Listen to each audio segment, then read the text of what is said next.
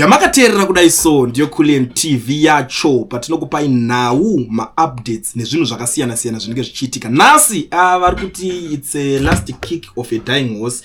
Zvinhu zvakawanda zviri kuitika, ground radaira, zvinhu zvese vanhu vese vatopa position. Kwanzi changosara kungoti pito irire chete. But pito isete yarira, kune vamwe vanhu vanenge vachidhauta, vanenge vachita sei. Soko nhasi tazongodedza one tingati chigota kutoti legendary because ndo ma legends acho vatopo in terms of my activists. It was kutarisa vanhu vagara vanga vari consistent pana vanhu vasara so far. So nasi on the line we have Comrade Traore and alongside my co-host DJ Wally the 0.5 Creative Studios. I think it was nezvi hakuna asingachaziye DJ Wally ameno kana wanga usina data zvangofana kuti auziye Kulliant untokonzerta aiwa utambire ku YouTube. So this is the same thing. So kana even kana uchiziya General VP Chiwenga unotongoziva kuti kune munhu anonzi Comrade Traore. So Comrade Traore, welcome to the show. Yes, my brother, thank you so much for having me on the platform. I'd like to greet all the viewers on a special day like this. Yeah, nasi ndikuzoona kuti kana energy yenyu yakawedzera kana zvinzi kana iri mota inenge yangosumudzwa iri mu D2 baba yakajamba. Wakona ningadi wa ushako bana. Yeah.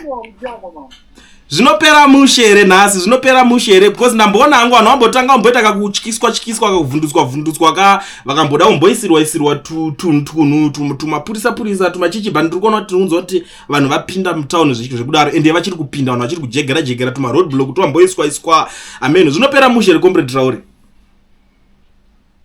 Baba nyaya yakanaka, nyaya yakatsvukira, nyaya ine uchi, nyaya iri kutapira. Why ndiri kudaro? Zimbabweans are speaking with one voice. Issue ndeyekuti we are in agreement that Emerson Mnangagwa has to go. It's not just the process of talking about corruption and Gananda being arrested, whatever that was bought by corrupt money being repossessed. Tiri kutoti Emerson Mnangagwa ngaachitoenda hatichatonezva. So it's also a meeting, a march against mutilation of the Constitution. When we are talking about the Constitution, we are talking about an umbrella blanket that encompasses everyone regardless of political affiliation.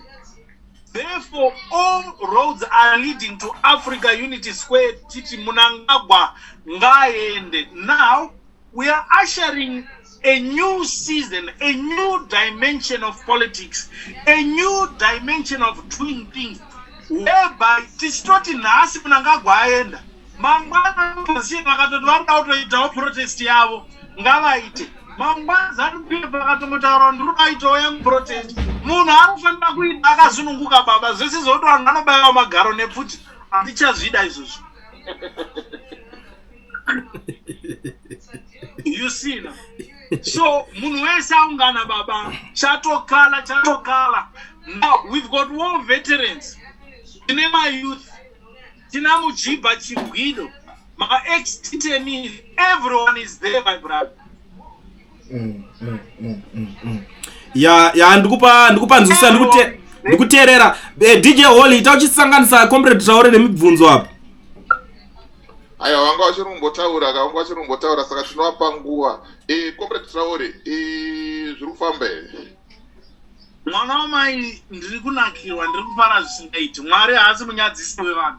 Ndiri kungobvunza vanhu vese mubvunzo uyu, same question I'm asking vanhu vese vari kuuya paplatform kuti ndavaona munhara mukuru ane ndebvu dzakachena nemusoro wakachena anonzi Baba Mudiwa muwovheti mudhara wedu atoripo paground right now. Imimi sevechidiki munofila sei kuwana support yakadaro kubva kuvanhu vakuru? To be honest with you my brother, it's a very emotional question you just asked me. Mundara yatokura, he is way past his prime age, and whatever that is doing now will benefit me, will benefit you and our children. But whatever that is going to come out of this process is to benefit Teti Shinyeperana. Why? Because of his age. So now what it just explains is the amount, the kind of love and dedication which is expected from us as the young people. Madara aya ane sugar, ane BP, but they've sacrificed everything. Ane achigara mumaruzevha kwavo, nembuya dzavo vachizifarira havo, but they've left the comfort of their homes. Momba hadzina ari kufudza, vasiya zvese zvipfuwo zvavo vakati no, regerai chero zvazvaita, regerai tinosunungura Zimbabwe. So ndabatikana zvakanyanya ndikangoti Mwari, kana zveshuwa muri kukudenga, dai mawedzera baba mudiwa utano, dai mawedzera baba mudiwa makuru akawanda ekurarama, nepfuma vambofarawo pamazuva mashoma atinenge tasara nawo ekurarama, nekuti zvavaita hazviitwi nevakawanda. Vana mai muchinguri vanenge vachitepfura vachidya vega, sekunge Zimbabwe ino indeyavo, vachiita politics dzegotsi, vamwe vachitapika, vana gagameo mahiya, vana vachingodya sapatina, vamwe vachitambudzika zvisingaiti sekunge ndo macustodians eZimbabwe, vachitoseka sekunge vanhu vari kuita zvinhu zvisina musoro. Asi tichine vashoma vanonzwisisa kukosha kwerevolution, tichine vashoma vanonzwisisa ma-core values and principles that proved people, that inspired people to go to war, and therefore they're extending that ray of light to us as the young people, so that tidzidze not the right things tomorrow tichinge tawana mukana. So I'm really grateful. I would like to appreciate Baba Mdiwa in a special way. Alright, Comrade Traore, munotiwo kudini vanhu vari kutya, because ndikuona kuti kune vanhu vari kutya kakupinda kamuchinhu, because vamwe ndambonzwa vachiti tozodai zvozodidi. Munotiwo kudii mashoko enyu kuna vanhu vanga vari kuvhunduka kupinda mutauni nanhasi izvezvi? Ndosaka dzimba dziri kuparara zvisingaiti kuZimbabwe. Hatina varume baba, varume vashoma, vanhu vanoshinga vashoma. Ndosaka vanhu vachikonwa kumachechi, vanhu havafungi baba. Ukaona uchiti ndiwo uri kutambura, ati uri kumirira kuitirwa decision neumwe munhu, brain dzako dzakafa. Panoverengwa rula paya ichinzi inotangira pa0, ndo vanhu vatinenge tichitaura ivava. Baba, kurarama inyasha, takafa kudhara. Hakusi kungwara kwedu kuti nhasi tiri kurarama. Baba, kufa hakunetsi, unogona kufa neraisi, unogona kutsikwa nemota, unogona kungotemwa nemusoro zotovhurana. So kana uchitya kufa, iwe uchiziva kuti uchada kuzodya isi palanji, chinokuuraya chaicho hauchizivi. Chaunenge uchitodya ichochocho ndo chinhu chinogona kutokuyambutsa kuti pazvinonooma nyika inenge yanaka, inenge yanzvipata, unokwanisa kurapapo. Kana uchitya unenge uda kuti problem yako isolvwe nani. You see? So vanhu ivavo, they must be condemned with the strongest terms, because those are people that are perpetrating a retrogression in the country. Vanhu vari kuita kuti tirambe tichitambura zvatiri kuita izvi. But however, there is an overwhelming number of people that have showed up at the event today. People, when they are explaining what is happening today in town in Harare, they will tell you everything is business as usual. But what I want you to know is, munhu wese atori mutown ari kuonekwa achifamba achinzi business as usual. Munhu yeye abudira geza, munhu yeye abudira revolution, munhu yeye abudira kusunungura Zimbabwe baba. Aiwa, thanks Comrade Traore. Ameno DJ Wally, kana muchine something chekubvunza, because mukuzoti nhasi tingoti kangoti kavara tingotaura nemacomrades edu aya tuma short videos tikatoenda takadaro. Ndizvozvo. Kuti ko nhasi mukuru akasaenda, tirikumba taperera ipapo here kana kuti ticharamba tiri mumastreets kusvikira zvanaka?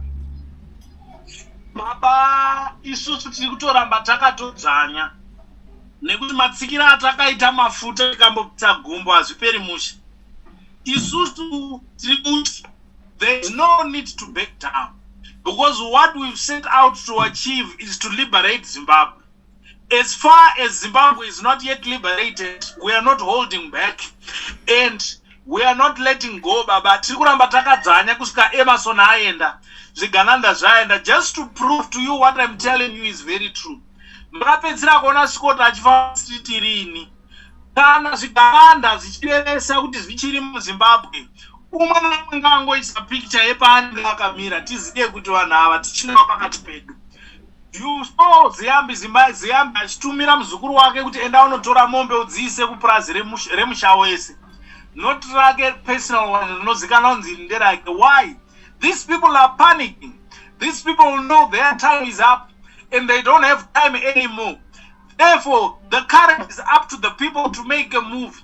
Tikaramba tichika vanotofara because they don't see themselves in power anymore. But what is still holding them in those positions is they don't know if people have really united for the purpose of removing them, or if people are going to take action to remove them.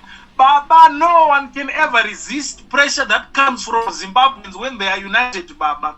There is power in numbers, especially when you're driven by a genuine purpose of bringing equality to every citizen. You will never fail, Baba. Nobody ratchet. Aiwa, tinotenda nemashoko makukutu. I think kusati kwangu ndapo. Now, pandoda ndichisa empathy. It didn't make sense in the beginning. People thought maybe we are doing this for money. The same mindset that we have from the beginning is the same mindset that we have even up to now. I've been in exile for more than a year. Language yangu, message yangu ndeyekuti. We are not doing this for ZANU-PF to enjoy. We are not doing this for Triple C to enjoy. We are doing it for Zimbabweans. Whether uri Jehovah's Witness, wakabata nhadiro yomurindi uchange uchifara uchi-enjoya zvinenge zvaakuitika muZimbabwe.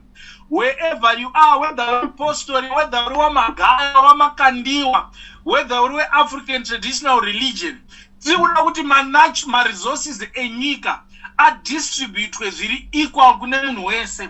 Zvipatara zvinake baba, huora hatisi kuhuda kuti because ndi Traore he played a part in the revolution therefore ngaawane chigaro. Things must be done on merit.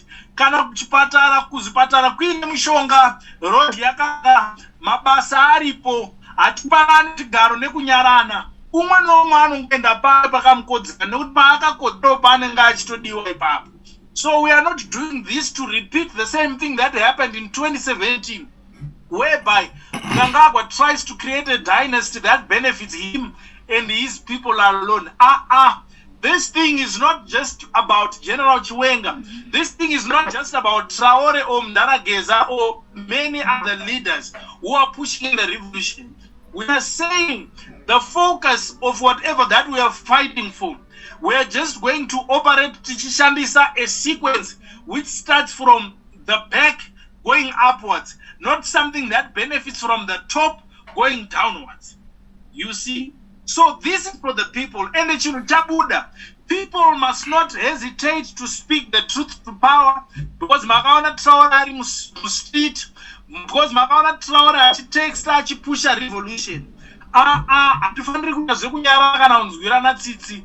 Munhu ngaarongedzwe nechokwadi, ari kugona ngaaudzwe kuti uri kugona, ari kutadza ngaatoudzwa kuti uri kutotadzira pakati, sekuudza kwatiri kungoita Mai Muchinguri kuti Mai Muchinguri mutengesi, Mai Muchinguri vari kuita politics the gods, Mai Muchinguri vari kutengesa madrugs.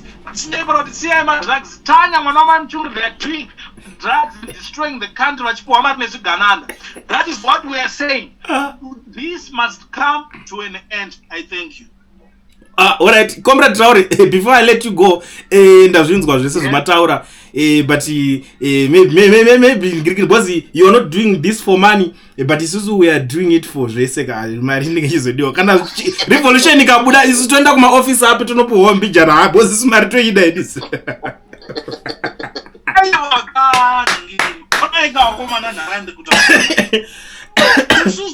When we want to liberate the country, how do we liberate the country? By liberating the economy. So that everyone can have a say. Bye bye, Comrade Traore. Have a good day. It was a right time doing my update.